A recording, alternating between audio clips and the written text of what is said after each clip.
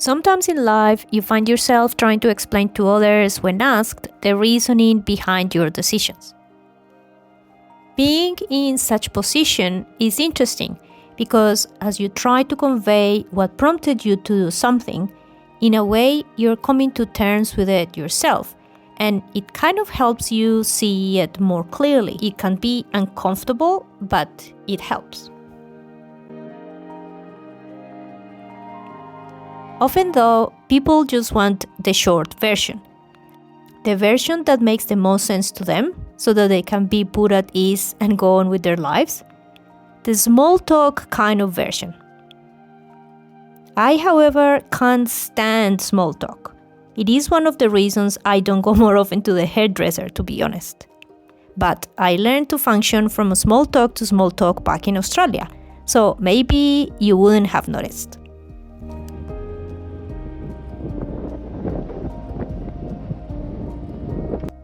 For this story, I will give you the long answer, the honest answer. I won't beat around the bush. After moving to Australia from Colombia, where I was born, I rediscovered myself. I saw myself as an adult for the first time and learned that I was independent and had no problems with forging my own path. Sure, had I stayed in Colombia, many aspects of my life would have been probably easier. With help from my parents, would have bought an apartment at a very young age, would have developed and advanced my career as a respiratory therapist, which was very close to my dream job since I was a child, and the ups and downs of life would have been shared with more people. But this is not what my instincts were pulling me towards.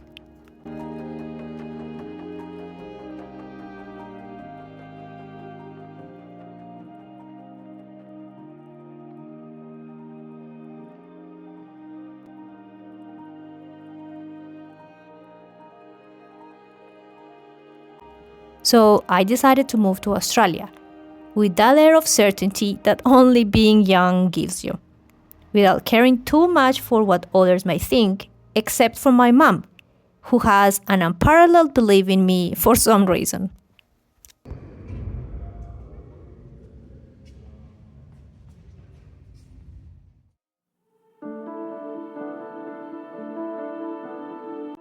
Meeting Aiden was nothing short of a miracle. I felt it back then and keep confirming it day after day.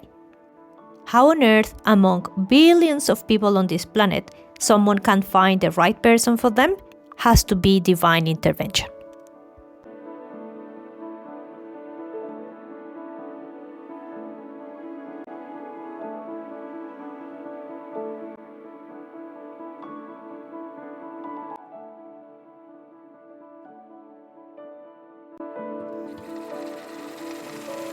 The Australia I remember was one of those places where you could get ahead by merit, where you didn't need to know some kind of politician to get a job, unlike Colombia or even Italy, where almost everybody had the same opportunities. Since the time I moved to Australia until the time I left, I pretty much tripled my yearly income. I did a second degree at university. I had perks such as bonuses and company cars. I had a great role involving marketing, business development, and account management. I liked the team I was a part of, and I was part of corporate Australia.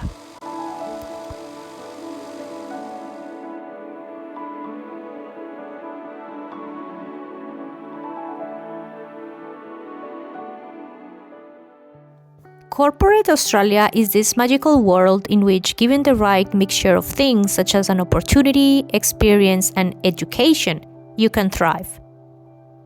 However, the other side is a scary one.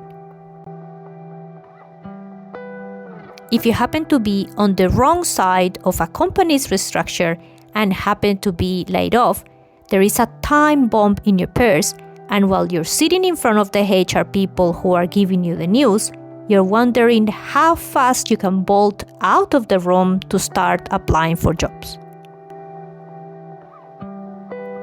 Because your savings won't last long, because you don't even know where your last resume was saved. because now you must change yours and your family's plans, because your purpose has been taken away from you.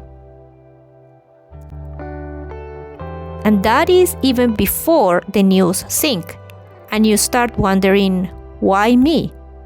Even though it happened to 120 other people, for example. Why me if I helped grow the business? Why me if I was efficient?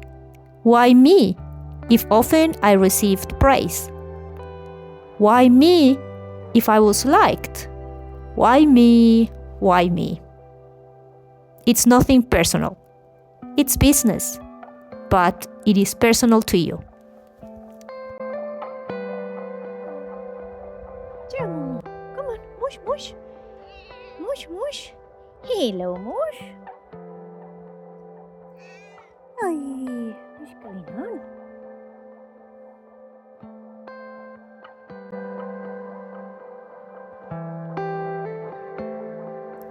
That year, I saw myself doing that elusive dance of going for interviews, of talking highly about myself without talking highly about myself, of talking about my previous role without bursting into tears, of sitting in front of someone who asked all kind of questions faking interest in me, when I knew he would rather be drinking his soy latte and scrolling through his Instagram account.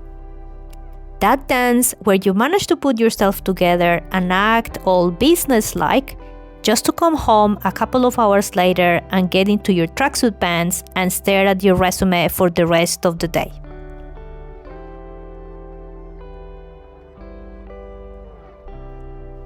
I soon became to understand that applying for a job can be dehumanizing, demoralizing, and a literal waste of time.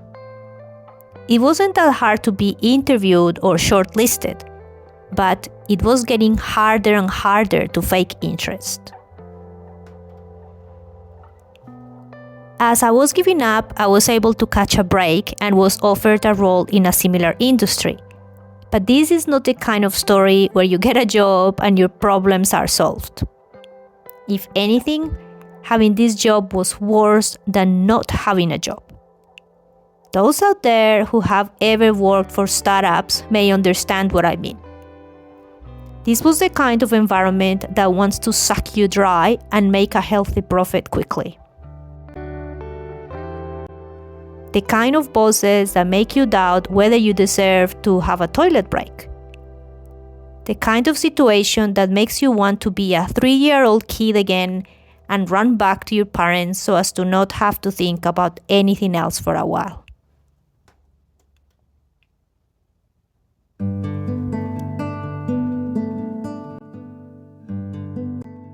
After a short few months of me being in this role, COVID hit, making everything irrelevant and many people and jobs redundant.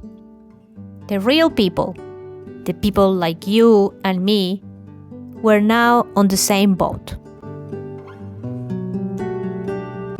Many people say that 2020 changed their lives, but I personally was given a head start in 2019 on the employment front, that is. I had already been surprised by destiny and shaken.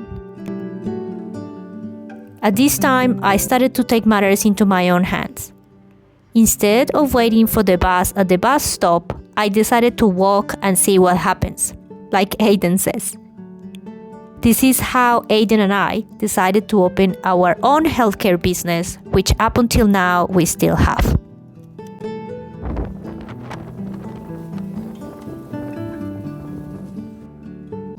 There were no perks or impressive bonuses, just late nights, ups and downs, and a genuine interest in caring for others and offer the most understanding service.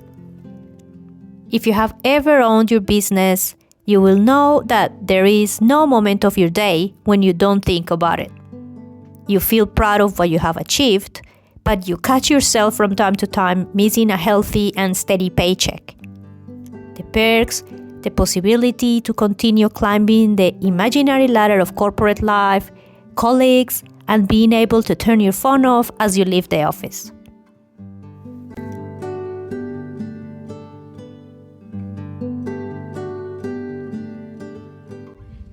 Felix.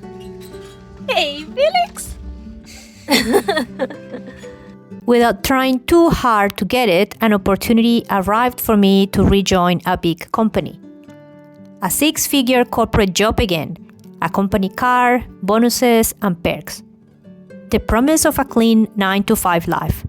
And because I am not perfect, I took it.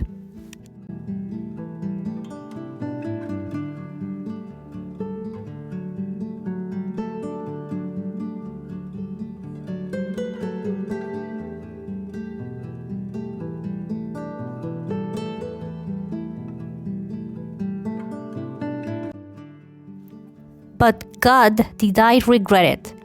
I have never been an anxious person. I have always been positive and light-hearted, but this job made a mess of me. From 9 to 10 a.m. I was fine, but from then onwards my hands will get sweaty. I desperately needed to get up from my desk every so often. I could not see myself staying much longer, yet I'm not one to easily give up, sometimes to my detriment. And another thing, bells. Yeah, I know.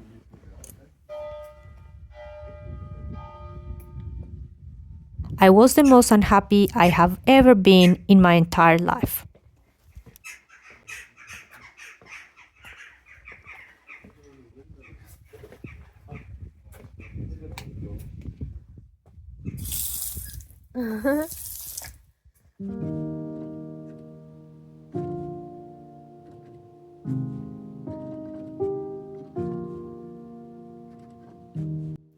This unhappiness and my unwillingness to ignore it by being paid what I wanted and deserved was one of the main reasons I felt ready to leave Australia and move to Italy. The second reason was less obvious to the untrained eye. After 2020, Australia had changed. The world had changed. There was no longer innocence. There were no longer freedoms. There was no longer such a thing as the best country in the world. There was no worst country in the world either. And knowing this gave me a kind of relief, as it put pretty much all countries on level ground, so the decision to give up what I thought I had didn't seem that crazy.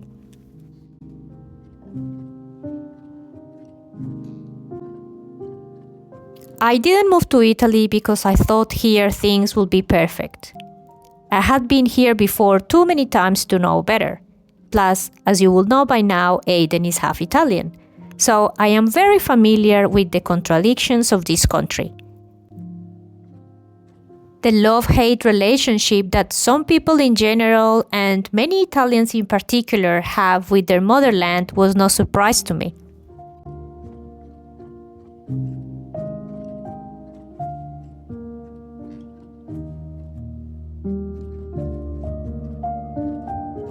I moved to Italy because it was that or die. Die a slow death of ignoring my own reality and sanity, of being cornered into doing something that was against my will. I moved to Italy because as much as I was afraid of change, I was more afraid of not trying something new. I moved to Italy because time was running out and only I could tell if it was the right choice.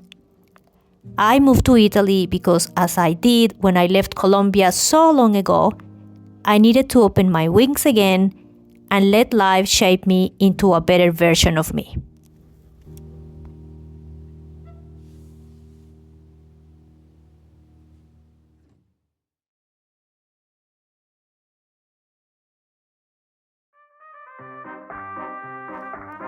Do I miss the steady 6-figure paycheck? From time to time, yes. Do I need that much money to live a normal life? Definitely no. Have I learned to live with less? Absolutely. Is Italy what I expected? Yes, but I didn't have rose-colored goggles to start with. Did I make the right choice? I believe that any choice is the best choice as long as it is mine. Do I miss Australia? Yes. I miss the birds, the bush, I miss the organization of the country.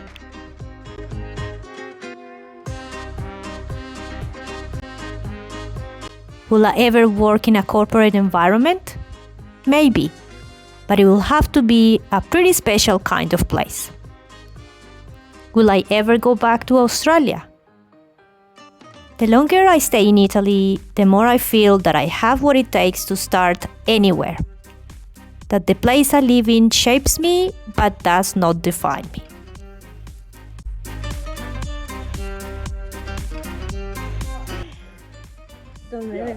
Bella, sì, bella, grazie. Fatta a mano? Fatta a mano? Dove? È parlata? Sì, ma i nonni. I noni? Sì. Oh, No. bellissima. Questo minimo 60-70 anni. Vero? Sì, di più. More than 60-70 years old, honey. Però è nuovo, mai Sì, usato sì, questo. mai usato. Thank you so much for watching this video. We really hope that you enjoyed it. After doing this video, we got this beautiful basket. Our work is done here and we couldn't be happier. Thank you so much again and we'll see you in the next one. Ciao! If you enjoyed this video, please give it a like, and if you haven't yet, please subscribe. You can continue to enjoy my content right here, and we'll see each other on the next one. Bye!